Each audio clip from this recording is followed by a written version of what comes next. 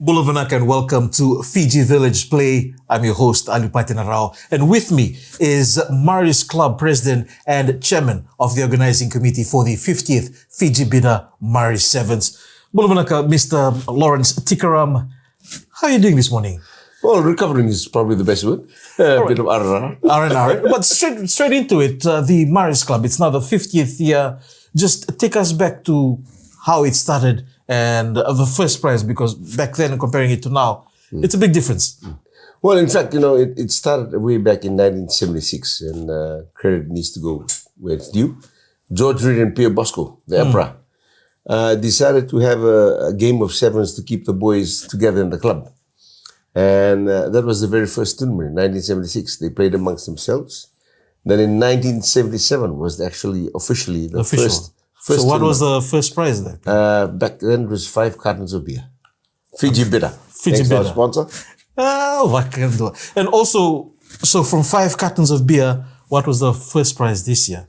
Well, total pool prize this year was $76,000. And the winner walked away with $12,000 for the men's. So a massive leap from where we were, from 5 teams to 5 cartons of beer. That's a big difference. To 130 teams and over 76,000 in prize money. But one thing that a lot of people talk about, it's a big tournament, a lot of teams. How do you guys bring it all together? Must be a lot of work behind the scenes. It is. We actually start working on this. Well, I started working on this last year around about June, July. Trying to put together the shape and feel of the tournament, working with tournament director Koli Korwula, who actually formats the draws, and then we just take it piecemeal by piecemeal, and the focus has always been about the players, and I think that's true to grassroots. We need to keep that at the center of everything that we do, because only then your tournament will grow from success to success. Just a bit, as you said, we were talking about behind the scenes, What about the amount of people that it takes to get everything going behind the scenes? You got your staff, and you've also got volunteers. How many volunteers did you guys have for this year? We had over 349 volunteers, a total of 49 event directors who have their own groups working with me, and then the balance of the numbers come from actual volunteers who actually do the job on the day. And hats off to these volunteers, because they work like clockwork. They've been through the mill. They're always ready for the challenge, and they're very quick to adapt and swift to change when it's needed. Also, when it comes to organizing, how are the overseas teams? Because I see there's a couple of overseas teams that come in every year. How do they? Traditionally, we've always had the invite open to overseas teams, but most importantly, our focus has always been grassroots. We've had the New Zealand All Blacks, we have Tonga, we had Japan come in the past, we have Samoa. This year we had the Dartmouth USA rugby team that came from United States. We had Mari Samoa that came from Samoa. So the competition is focused basically on a local content because we have a lot of teams in the country. But it's always open to overseas teams should they want to come and try and put a hand at stake. I see something different that happened this year was the TISA Legends. Yes. That took place just before the finals. Yeah. How did that bringing the legends back together? Who organized that? Well, in fact, this discussion happened between myself and Sirib. So when planning the tournament last year, I was thinking of other ways that we could actually honor the legends of the past to inspire the future generations. And then I caught up with Sirib at the Tano Hotel, and I said, "Why you don't mind me, but I want to do this for the legends. I want to honor those that brought glory and, of course, the rich history of sevens rugby in this country to where it is today. Those who actually put us on a pedestal. I want to get them together, all in one field, all in one room, and let's salute them for the very last time. For the very first time." So just for those who weren't watching, could you just run us through some of the players that were part of this Legends team? Oh, we had Raida, we had Vonalangi, we had Thau, Rupendi Thau, Waisile Sirib himself, Nawabu. The list could go on. I asked for 15 players, 42 players turned up. And that just shows the passion that these players have. And Mesak Rasari was also there as well. But it clearly shows the passion that these legends have when it comes to being able to call upon, not only for national duties, but for events such as this, to give back to where it all started. And that was at the Fiji Bida Marius Sevens. Just judging from the reaction of some that were at the games, they said that that game, like there was a lot more excitement for that game because it was like going back into the past and just reliving their past and watching those legends run out one more time. Yeah. We talked about, we talked to them in the change room and they asked, what's the running time for this game? And I said, it could be 5, it could be 7. The faces changed. But I'm sure they enjoyed it. And then we also awarded them the honors of the national anthem. And I thought that was important because you really want to recognize these people, these fine young gentlemen who have given a lot for Fiji. And by having played the national anthem for them, I think was the epitome of the event. Now that you're done with the 50th, what has plans already started for the 51st? Yes, I'm actually talking to a few more sponsors who now want to come aboard. I want to thank TISA, former Capital Insurance, David Chan and his team. We really want to build on the Legends part. As you know, we also had for the very first time the ceremonial capping event where we capped over 61 individuals, plus the legends, people whom we believe shaped and developed Sevens rugby over the last 50 years. And that was done on Saturday. It will now become a main feature of the Fiji Narawa Sevens, the ceremonial capping event. We have more people to cap. And of course, the Legends event will continue to go bigger and brighter and stronger. So for those of you who missed out on this year's Legends, don't worry, coming up at the 51st Fiji Narawa Sevens, you can also catch that. Coming up after this, we'll be talking about the upcoming Coca-Cola Games, something a lot of you are looking forward to. That it starts at the end of this month.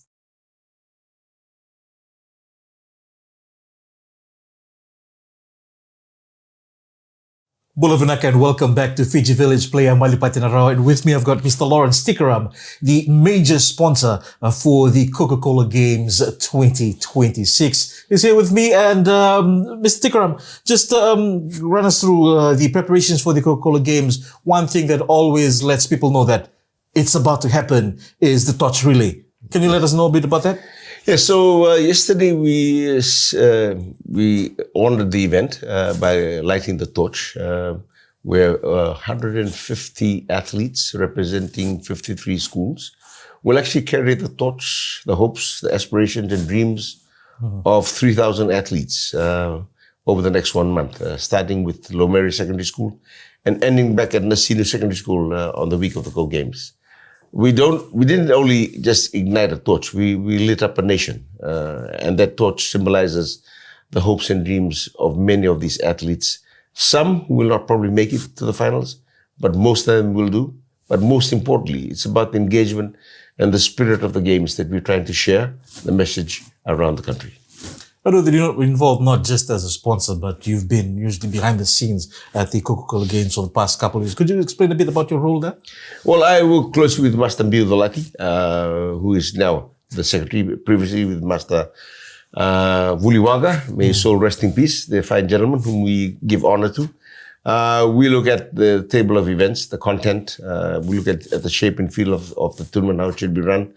Of course, the medal presentation.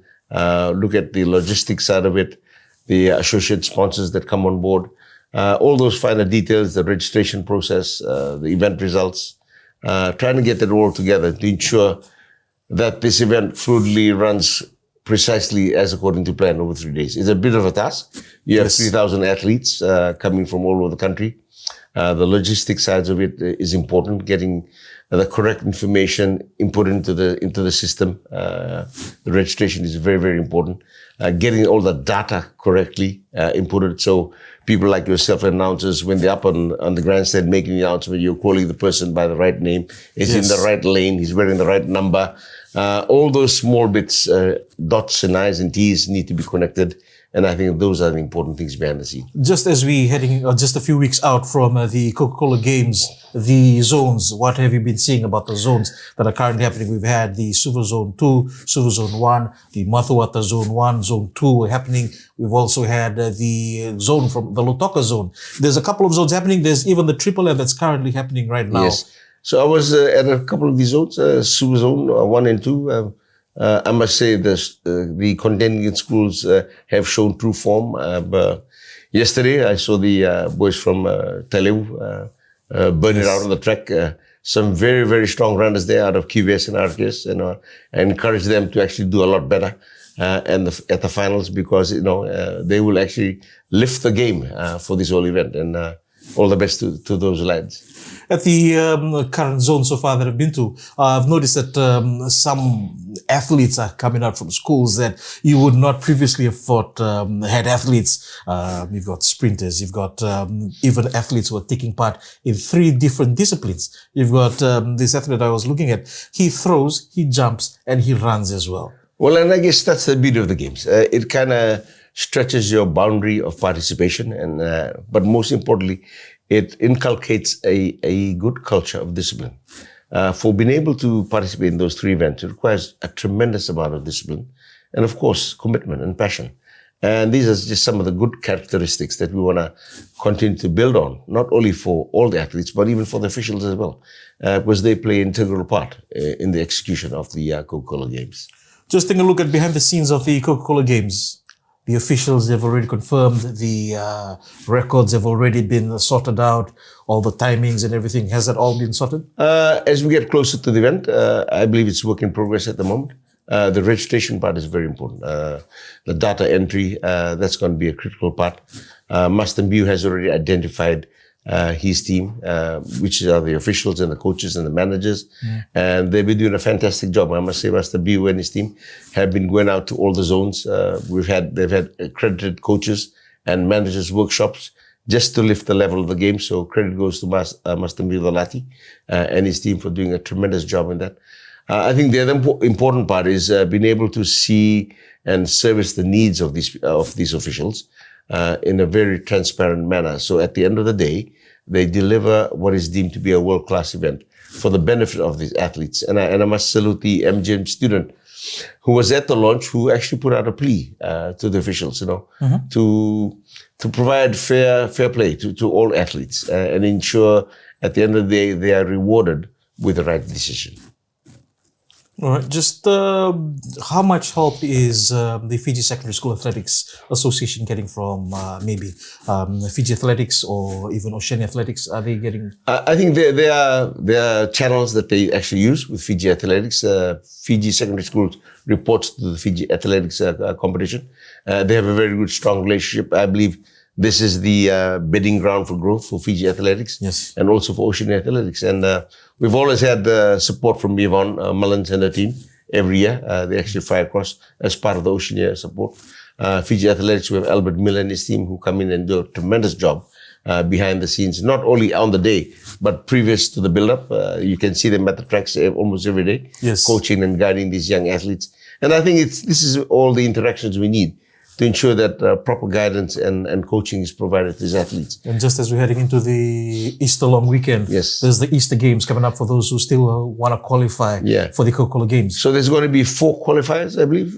There's one happening at the Easter. There's one will happen at Vanoleu, one going to happen in Lautoka, and I believe there's one going to happen out at QVS. So I think it's a great idea. You give these athletes another fair chance. Many aspire to be on the day what they can achieve. And I think all efforts should be given to these athletes to come and provide one more chance to come and qualify and participate at the Coca-Cola Games. Coming up after this, we'll be discussing the Fiji Water Flying Fijians coach with Mick Byrne leaving the parting ways with the FRU. We'll be talking about and discussing about a few possibilities that we hope or that we wish should be the new incoming coach. That's coming up after this. Plus, we'll also be talking about Super Rugby and the Swai Shipping Fijian draw.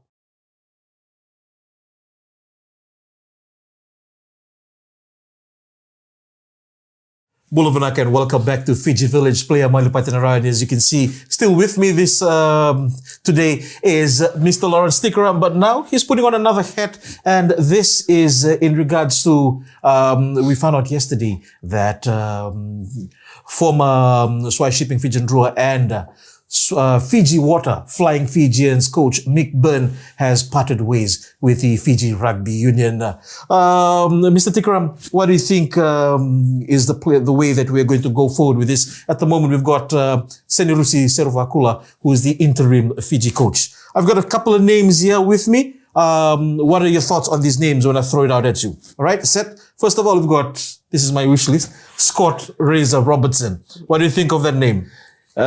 This name actually, I actually had proposed that name way back. Yes. This is when the last World Cup, when Scott was exiting the All Blacks and waiting for the time to, I think. And I believe that if we had made the approach, selling the benefits of him coming across at that time with that team that had impeccable talent and knowledge, the World Cup would be sitting with us today.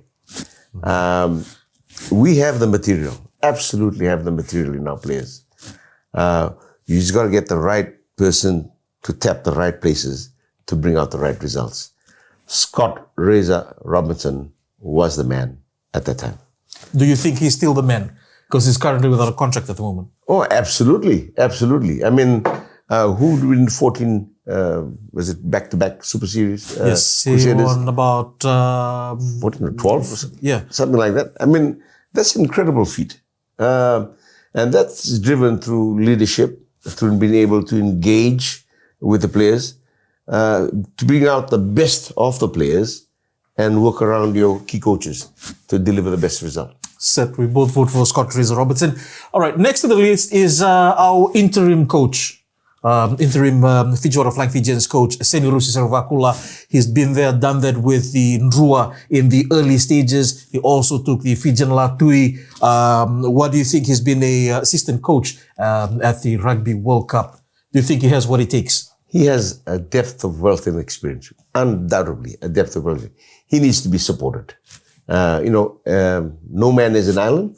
You need to ensure that whoever you put there, you have the right resources around them, people with the right expertise, people who can deliver the goods come the day. It's important to have those fundamental skills, the technical skills, the personal engagement skills, skills that want to drive people to a high success rate. Consistency is key. Ensuring that you have a robust performance plan, a robust monitoring system, a measuring system. Those are just some of the fundamentals you need to have these coaches aligned to the players.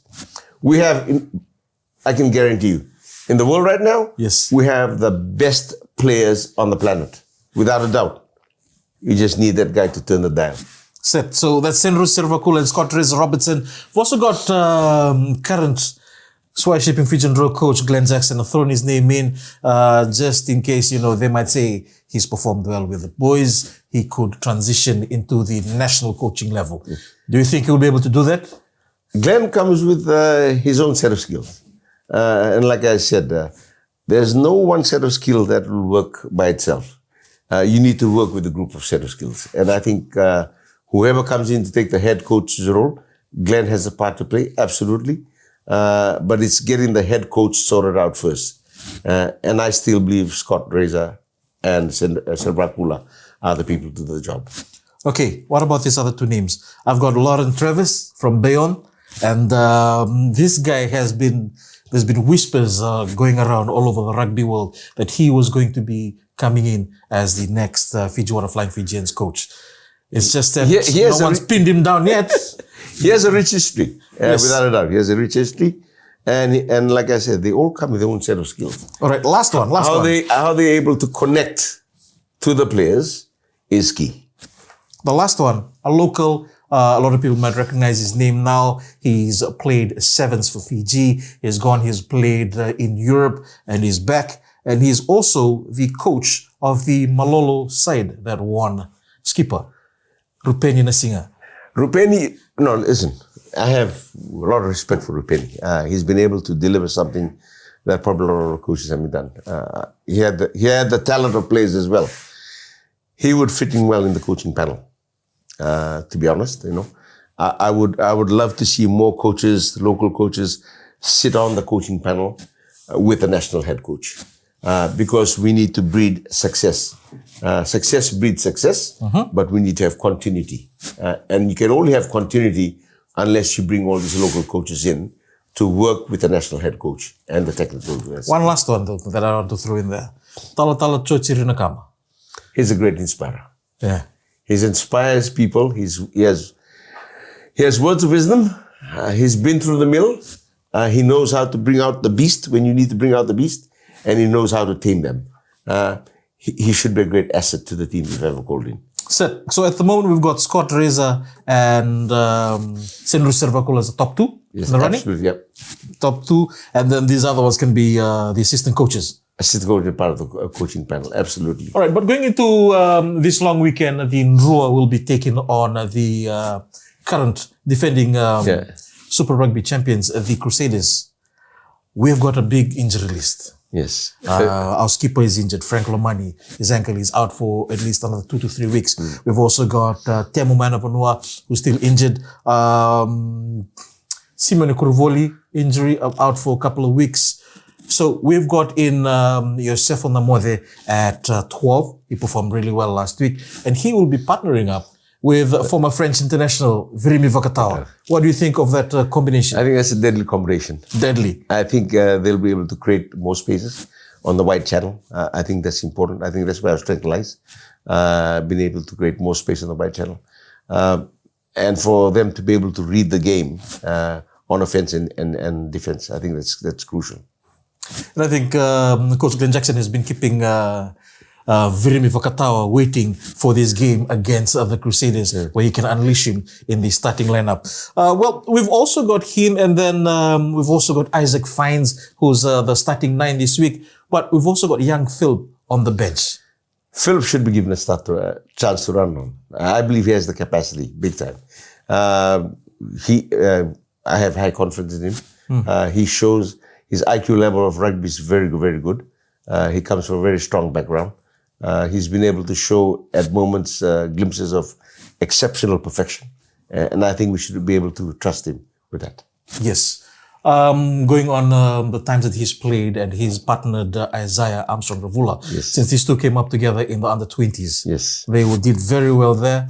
And I think this could translate as well into Super Rugby and hopefully onto the national level. So we've got the Swai Shipping Fiji Draw taking on the Crusaders. That's at 6:05 this Friday, which is tomorrow. So that is definitely something that, even though it's only Friday, a lot of people will be screaming when the Ndrua take to the field. So yeah, if there's something to look out for, there's 3 games this weekend. The Ndrua take on the Crusaders, the defending champions, for the last time at Apollo Project Stadium before they move to the new stadium.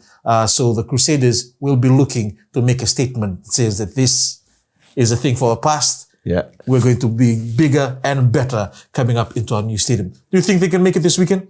Absolutely. We have high hopes, and I always tell the fans, sometimes the results may not come our way, but losing is not really losing.